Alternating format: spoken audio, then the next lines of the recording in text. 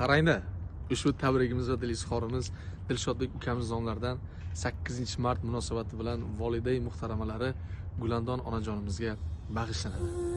Allasiga alishmasman dunyoni, ming bitta duodan afzal har so'zi. Devona qilurman dardman daryoni bir tomchi yoshla namlansa ko'zi. Terib qo'ysang barcha shoir deganning she'rlarini baland tog'ning toqiga 10 mingta majnun ham nima bo'libdi? Arzimiz sochning bitta oqiga.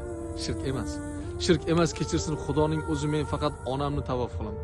Boshidan o'girib ichgan suvimni 100 mingta zamzamdan ustun bilaman. Bilsam o'zi tirik ma'bud-ku onam.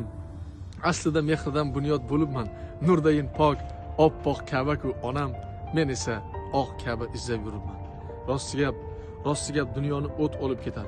Onamni sog'inib yig'lasam agar, mendayin shoirlar, aktyorlar bir tinga qilmadi. Onasin duosin olmasa agar. Chotga. Onajon, bayram bilan yana bir bor chin qalbimdan tabriklayman. O'zim nomidan, farzandingiz nomidan chin qalbimdan tabriklayman. Bunaqangi bayramlarni ko'pini ko'rib yurish nasib qilsin. Farzandlar baxtiga hamisha sog' salomat bo'ling. Alloh nasib etgan kunlarda Allohning uyiga borib namoz o'qishlik nasib qilsin. Salomat bo'ling.